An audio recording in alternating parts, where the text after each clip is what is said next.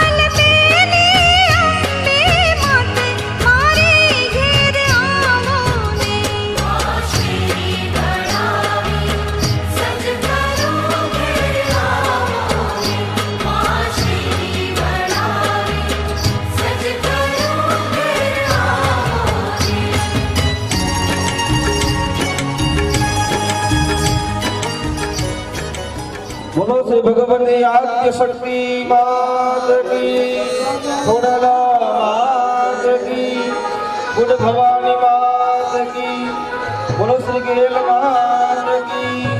ચાલો હાથમાં ફૂલ રાખવાનું છે। આપણે આજના પ્રથમ દિવસની પૂજા થઈ રહી છે, તો હાથમાં પુષ્પ ચોખા રાખી ભુવાદા પૂજા કરવાની છે। હાથમાં ફૂલ રાખજો, માતાજીનું સ્મરણ કરી જાજો। હરિ ઓમ અંબે અંબિકે બાલિકે નમાનયતિ કશ્ચન સસત્યસ્મકઃ સુભદ્રિકાં કાંતિલવાસિનીં રાજરાજેશ્વરીં ત્રાયંબકઃ पराशक्ति जगज्जननी अखिल ब्रह्मांडाधीश्वरी भगवती कुलदेव्यै नमः। सर्वोपचारार्थे गंधाक्षर पुष्पाणि समर्पयामि। ત્યાં જરા પૂછીને ચાંદલો ચોખા કરી દેજો, માત પડિયારને ચાંદલો ચોખા કરજો, માતાજીના ફોટાને ચાંદલો ચોખા કરો અને પોથીજીને સર્વ મંગલ માંગલ્યે શિવે સર્વાર્થ સાધિકે શરણ્યે ત્ર્યંબકે ગૌરી नारायणी नमोस्तुते। सर्वोपचारार्थ गंधाक्षता पुष्पाणि समर्पयामि।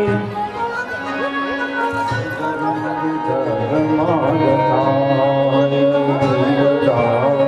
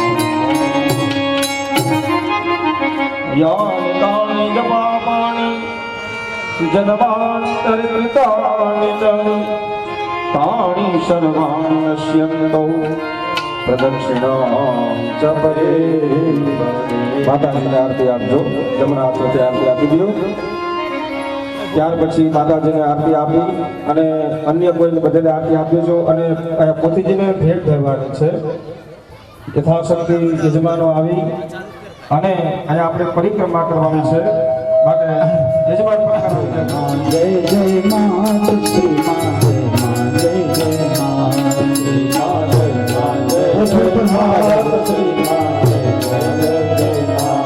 માત શ્રી માત જય માત જય માત શ્રી માત જય માત જય જય માત શ્રી માત જય માત શ્રી માત શ્રી માત જય માત જય જય માત શ્રી માત જય માત ખોડલ માત શ્રી માત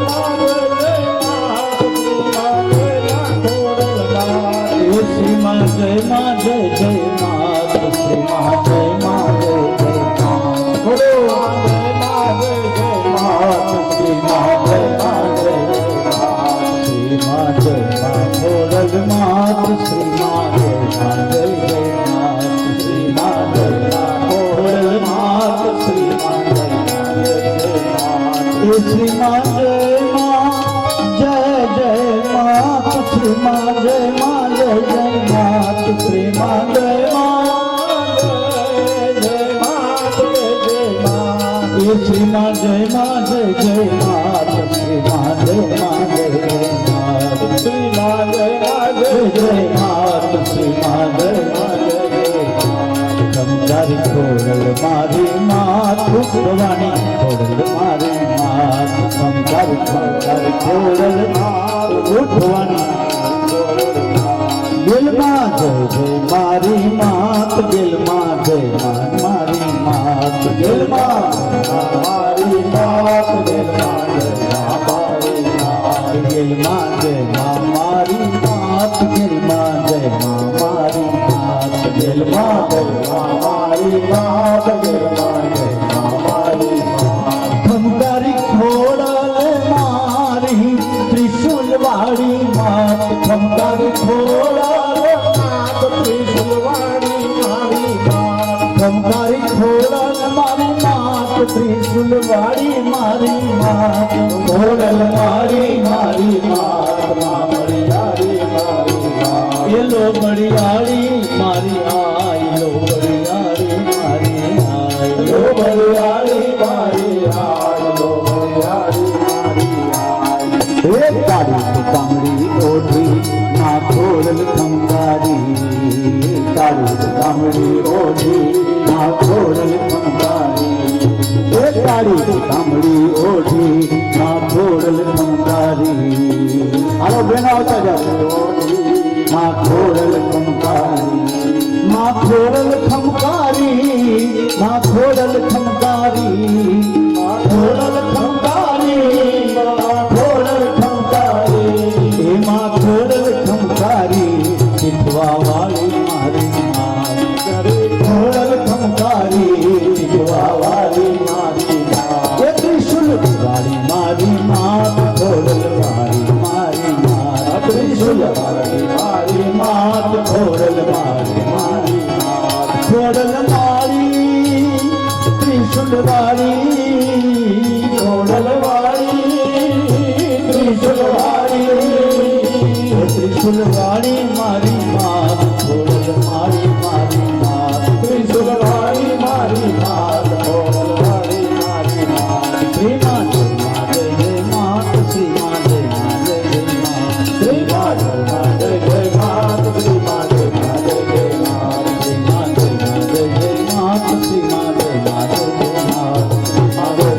जय मात श्री मात जय मात लोबड़ियारी जय जय हो लोबड़ियारी आयु तेरी जय जय हो लोबड़ियारी खमकारी तेरी जय जय हो लोबड़ियारी खमकारी तेरी जय जय हो ये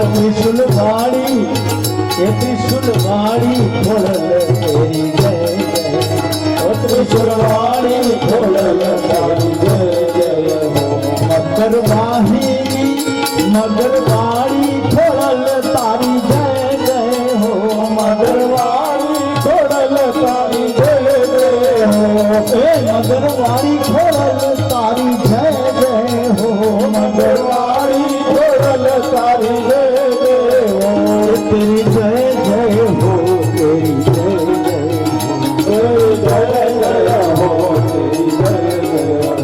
तेरी जय जय हो तेरी जय जय हो तेरी जय जय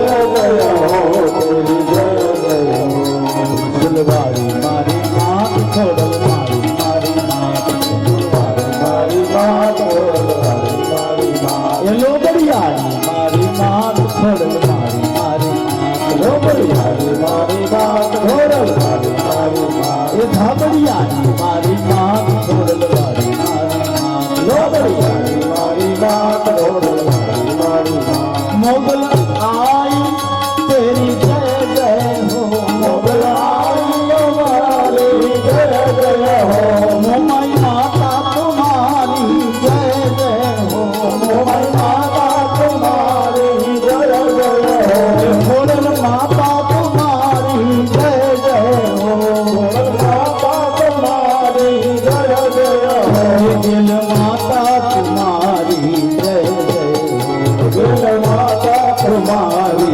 जय जय दिल माता तुम्हारी जय जय दिल माता तुम्हारी जय जय दिल माता तुम्हारी जय जय दिल माता तुम्हारी जय जय जय जय हो हमारी जय जय हमारी जय जय हो बोलो खोड़ियार मात की जय हाँ આવો રૂડો અવસર માતાજીનું અનુષ્ઠાન અમારે બાપુ આજે 9 દિવસ સુધી માત્ર લીંબુ પાણી ઉપર જ આપણી આ કથાને સફળ બનાવવા માટે 9 દિવસ સુધી માત્ર લીંબુ પાણી ઉપર અનુષ્ઠાન કરી અને દેવી ભાગવતની આ કથાને સફળ કરાવવાને માટે સહયોગ આપી રહ્યા છે આત્માના કલ્યાણને માટે વાલા ભાઈઓ બહેનો માતાઓ જિંદગીમાં નાણું તો મળશે પણ ટાણું નહીં મળે હે છગનભાઈ નાણું તો મળશે પણ આવું ટાણું નહીં મળે એટલા માટે અમારા હીરાભાઈ માતાજીના કરનાજી ભુવા એનો એક સંકલ્પ હવે સાંભળજો મારા બાપલીઓ કથા સાંભળો અવાજ ઓછો કરો બેસી જાઓ शुभ संकल्प जीवने क्यारे जागे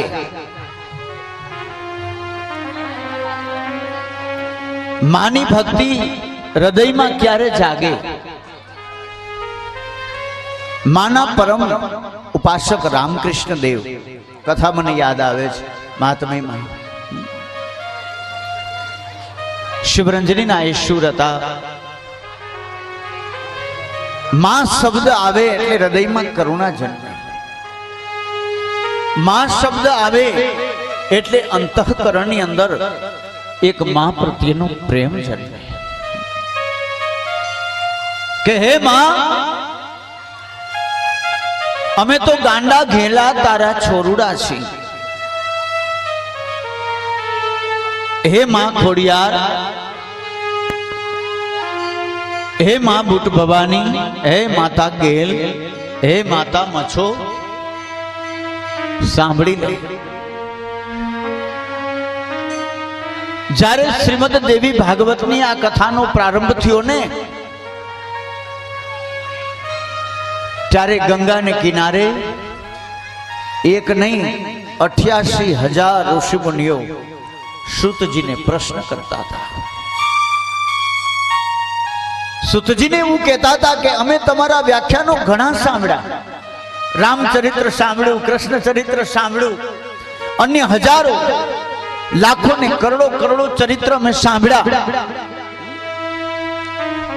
પણ હે સૂતજી, એવું કોઈ ચરિત્ર અમને સંભળાવો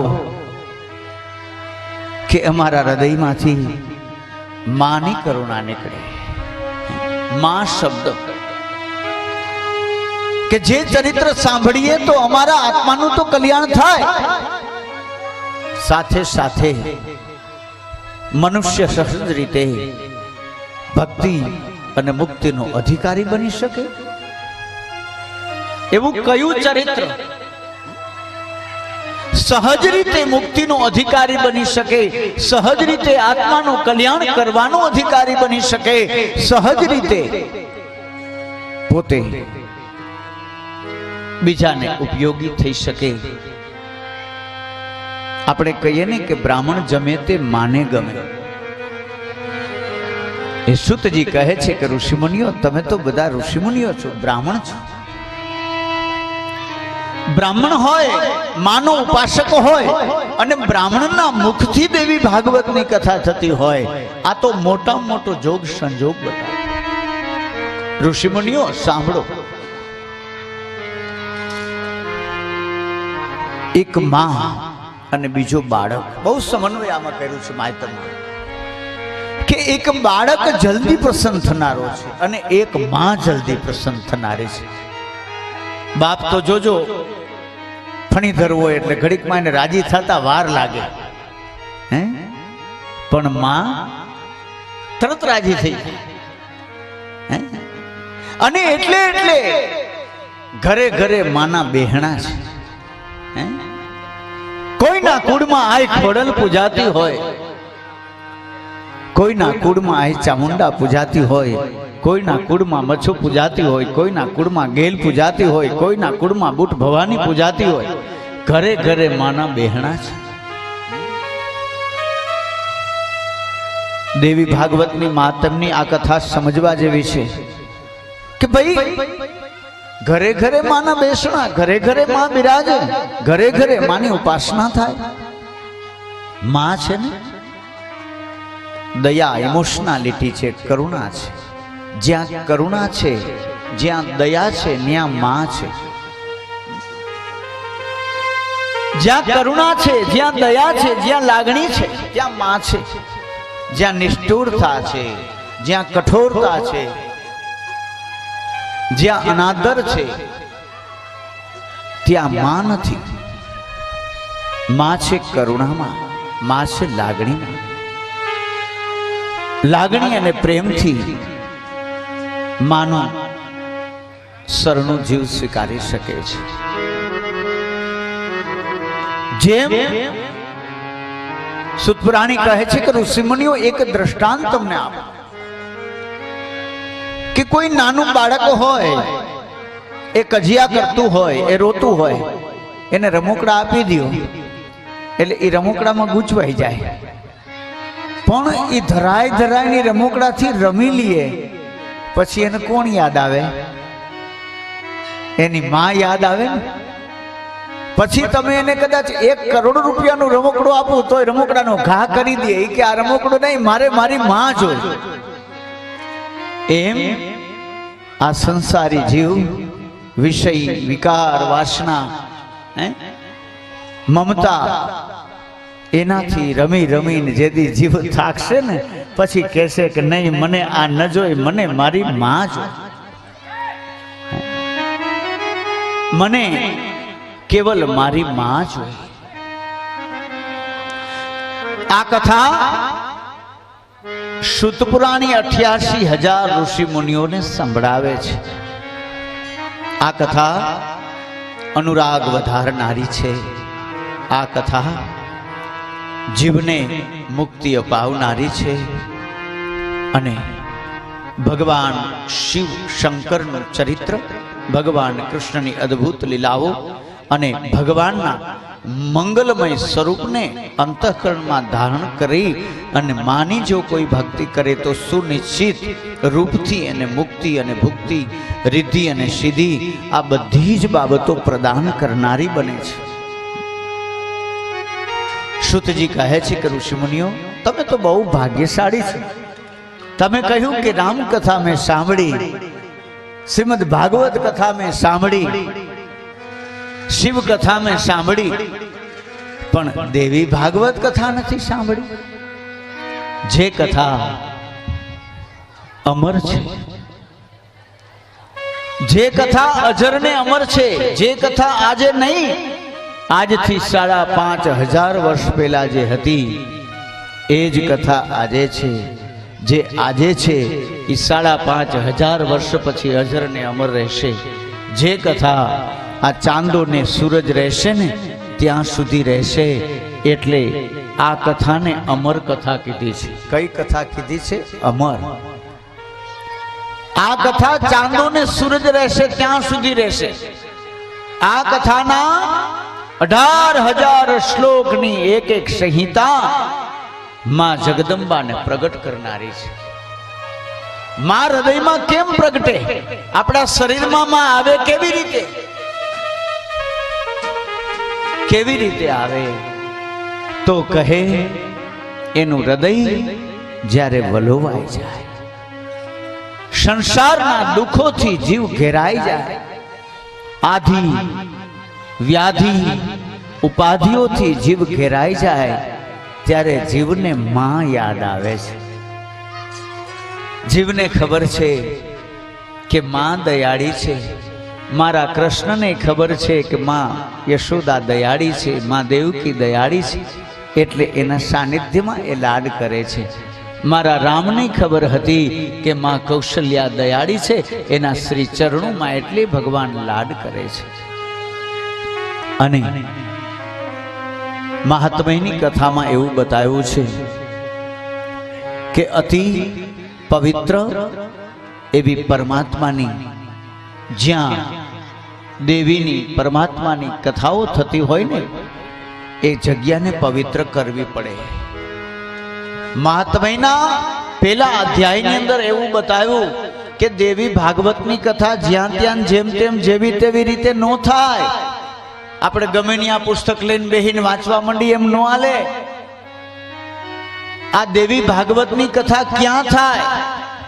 આ દેવી ભાગવતની કથા કેવી રીતે થાય? આ દેવી ભાગવતની કથા કેમ સંભળાય, કેમ બેસાય, 9 દિવસ કેમ એનું અનુષ્ઠાન થાય, બધો જ પરિચય આ દેવી ભાગવતના પ્રથમ અધ્યાયની અંદર બતાવ્યો છે. એ હું તમને સમજાવું છું. આપણે એમ કહી ને કે પેલા દિવસે અદાએ માયતમ વાંચ્યું. આ માયતમની કથા, માયતમ એટલે મહત્વ. આ કથાનું મહત્વ શું છે, આ કથાની કિંમત કેવડી છે, એ મારે તમને સમજાવવું છે. જે શુતપુરાણી ઋષિમુનિઓને સમજાવે છે ગંગાને કિનારે. એટલા માટે અહીંયા બતાવ્યું છે કે ઉત્તમમાં ઉત્તમ, કે જ્યાં માનું બહેણું હોય, જ્યાં માનું મઢ હોય, એ જગ્યાને ગાયના છાણથી લીપી અને પવિત્ર બનાવે. અહીંયા તો આપણે સાક્ષાત ગાય માતા બિરાજે ગૌશાળા જેવું. કે જે જગ્યાને ગાયના છાણથી લીપી પવિત્ર બનાવી, ગોબરથી લીપણ કરી એ જગ્યાને શુદ્ધિકરણ કરવી. ધૂપ ન્યારું, માનો ધૂપ કરવો. માનો ધૂપ અનેક પ્રકારનો થઈ શકે. આપણે કહીએ કે ધૂપ ન્યારું, અને એટલે કહીએ છીએ કે માડી તું ધૂપને ધુવાડે વેલી આવજે. હે, માને આપણે બોલાવ્યું ને તો ધૂપ કરવો પડે, માને વિનંતી કરવી હોય તો ધૂપ કરવો પડે. પરાશક્તિ 28મા કલિયુગમાં દેવી ભાગવતમાં એવું બતાવ્યું કે 27 કલિયુગ તો વહી ગયા. મહારાજા હસ્તિનાપુરની અંદર પરીક્ષિત મહારાજ જે છેલ્લે થયા એના જ દીકરા જન્મેન્જય, આ જન્મેન્જયે દેવી ભાગવતની કથાનો પ્રારંભ કર્યો. જન્મેન્જય વગેરે એને 4 પુત્રો થયા. શ્રીમદ ભાગવતની કથા જ્યાં પૂરી થાય પછી જન્મેન્જય રાજા સર્પ યાગ કરે, ત્યાંથી દેવી ભાગવતની કથા શરૂ થાય. આ દેવી ભાગવત જન્મેન્જય રાજાના અનુકંપાથી પ્રગટ થયું. આ ગ્રંથના રચયિતા કોણ? આ દેવી ભાગવત રચ્યું કોને? આ દેવી ભાગવતના રચયિતા વેદ વ્યાસ. એનું નામ છે કૃષ્ણદ્વૈપાયન. વેદ વ્યાસ તો એને વેદોનો વિસ્તાર કર્યો ને એટલે આપણે એને વેદ વ્યાસ કહીએ છીએ. 18,000 શ્લોકની આ સંહિતા શ્રીમદ દેવી ભાગવતની આ કથા આ લખનાર કોણ છે? વેદ વ્યાસ છે. આપણે એને વેદ વ્યાસ કહીએ. એનું નામ છે કૃષ્ણદ્વૈપાયન. 88,000 ઋષિમુનિઓ ગંગાને કિનારે બેઠા છે. 88,000 ઋષિમુનિઓની આંખમાંથી બોર જેવડા આંસુડા પડે છે. 88,000 ઋષિમુનિઓ બીજા કોઈ નહીં, એ 88,000 ઋષિમુનિઓ બધા જ બ્રાહ્મણો હતા. અને એ કોણ સહજમાં પ્રગટ એમ નહોતા થયા. એ 88,000 ઋષિમુનિઓ બ્રહ્માના મનમાંથી પ્રગટ થયા હતા, બ્રહ્માના માનસમાંથી પ્રગટ થયા હતા. જ્યારે ચાંદોય નહોતો, સાંભળી લેજો, ચાંદોય નહોતો, સૂરજય નહોતો, ધરતી નહોતી, આકાશય નહોતું, કશું જ ન હતું. ત્યારે શું ઘટના ઘટી કે અખિલ બ્રહ્માંડ પરમપિતા અખિલ વિશ્વનાથ ભગવાન વિષ્ણુ, 4 હાથવાળા ભગવાન, એ 4 હાથવાળા ભગવાન શક્તિનો આશ્રય કરે છે. યોગ માયા એટલે જગદંબા. ભગવાન વિષ્ણુ જેવા વિષ્ણુ, ભગવાન શિવ જેવા શિવ, ભગવાન બ્રહ્મા જેવા બ્રહ્મા, એ પણ શક્તિનો આશ્રય કરે છે. હે, આ છોકરાઓને જરાક અવાજ બંધ કરાવો તો કથાની મજા આવે. એને રમવું હોય તો આમ બહાર ભલે ને વયા જાય. તો છોકરાઓ બેટા શાંતિ રાખો. સ્વયં ભગવાન શિવ પણ શક્તિનો આશ્રય કરે, બ્રહ્મા પણ શક્તિનો આશ્રય કરે, ભગવાન વિષ્ણુ પણ શક્તિનો આશ્રય કરે. યોગ માયા એનો આશ્રય કરી એક ક્ષીરસાગરને પ્રગટ કર્યો, સમુદ્રને, દરિયાને પ્રગટ કર્યો. એ દરિયાને પ્રગટ કરી અને એની અંદર નાગની શૈયા પર, જો આપણા હિન્દુ સંસ્કૃતિમાં નાગ પૂજાય છે. નાગ તો બધાએ જોયો છે ને, કેટલી ફેણવાળો? 1 ફેણવાળો, 2 ફેણવાળો, 5 ફેણવાળો? 9 કુળ નાગ છે. કેટલા છે?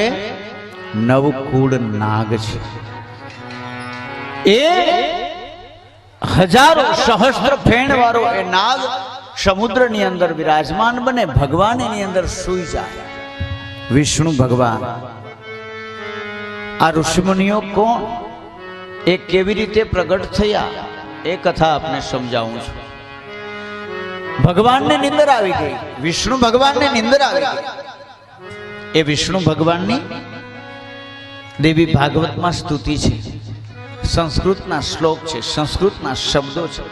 એક શબ્દ લાખ રૂપિયાનો છે. એક શબ્દ અનેક જન્મનો ઉદ્ધાર કરનારો છે.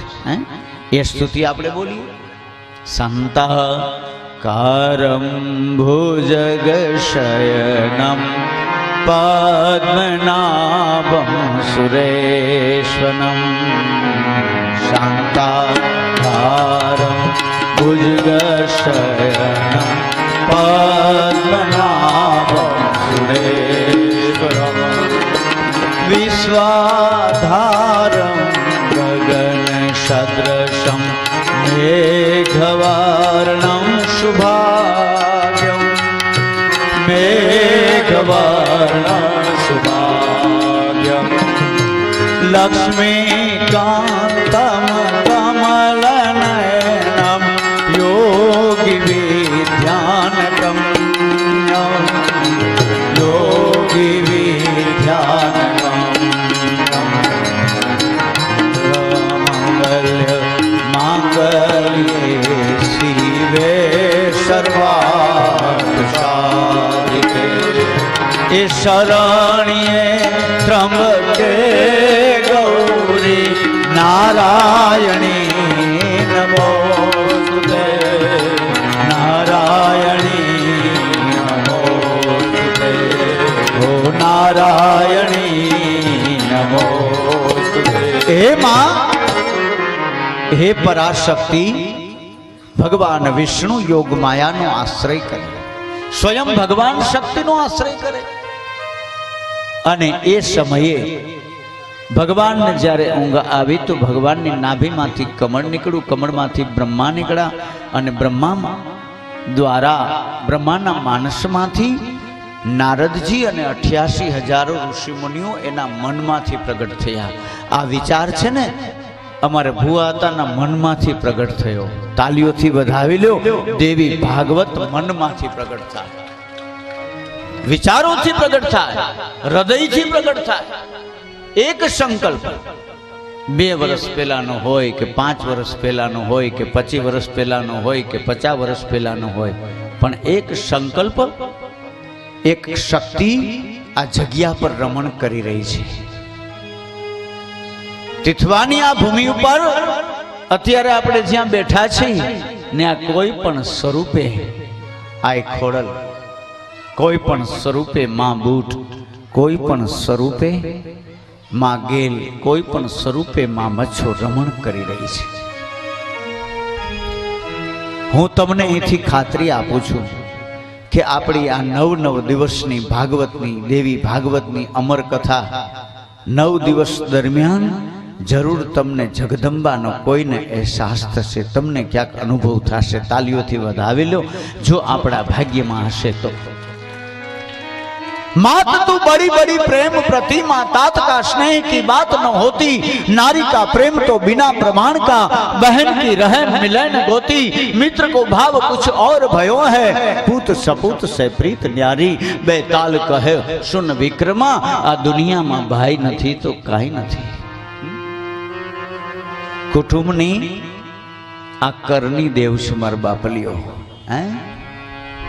અને કુળ જેવું બળ નહીં, ઘરની દેવ જેવું જગતમાં કોઈ બળ નહીં. 33 કરોડ દેવતા હોય, જેથી તમારું બાવડું ન ચાલે ને, 52 વીર જેથી તમારું બાવડું ન ચાલે ને, તેથી તમારું બાવડું કોણ ચાલે? તેથી બાવડું તમારું કરની દેવ ચાલે મારો બાપ. હે? આપણા જીવનમાં કાંઈ દુઃખ હોય અને જેદી આ કરની દેવ પાસે આવી અને બેનું દીકરીઓ ખોડો પાથરીને એમ કહે ને, માડી આમ જો, અમારા હામું તો માં જો, હે? આજ તારા આશ્રય આવ્યા હોય અને હે માં, આજ તારું દેવી ભાગવત નું આશરણું લીધું હોય, આજ 9 દિવસ સુધી અમે તો અમારા આત્માનું કલ્યાણ કરવાના છે. 9 દિવસ સુધી નવચંડી મહાયજ્ઞ, સવારમાં આહુતિ અપાશે, સવારે 8 થી 9 વાગ્યા સુધી, બરોબર 9 વાગે માની કથા શરૂ થઈ જશે. એ કથા 12 વાગ્યા સુધી ચાલે. એ કથાને વિરામ આપી બપોર પછી 3 વાગે ફરી પાછી માની કથા શરૂ થઈ જાય. એ કથાને 5:30 પોણા 6 વાગે વિરામ આપી માની મહાઆરતી આદ્યશક્તિની કરી અને માના ચરણોમાં એક દિવસનું પુણ્ય આપણે અર્પણ કરવાનું છે. નવ દિવસ એટલે નવધા ભક્તિ, નવાન્હ પારાયણ, નવાન્હ દેવી ભાગવત, શ્રીમદ ભાગવત જેમ છે એમ ઉત્તમ દેવી ભાગવત. માધુર્ય એટલે મધ, મધ જેવી મીઠી કથા. માધુર્ય, મધુ, હની, મધ. આ કથા પવિત્ર એવા ભૂમિ ઉપર જ્યારે થતી હોય, અને આનંદની વાત તો એવું હોય કે જ્યાં માં બિરાજે અને માના શરણોમાં માના ગુણગાન ગવાતા હોય, તો આજ માને આપણે કહી દઈએ કે હે માં, આજ પુરાણોનો શિરોમણી ગ્રંથ અને બધા શાસ્ત્રોનો મહાન ગ્રંથ આજ અમે શ્રવણ કરવાની અપેક્ષા રાખીએ છીએ.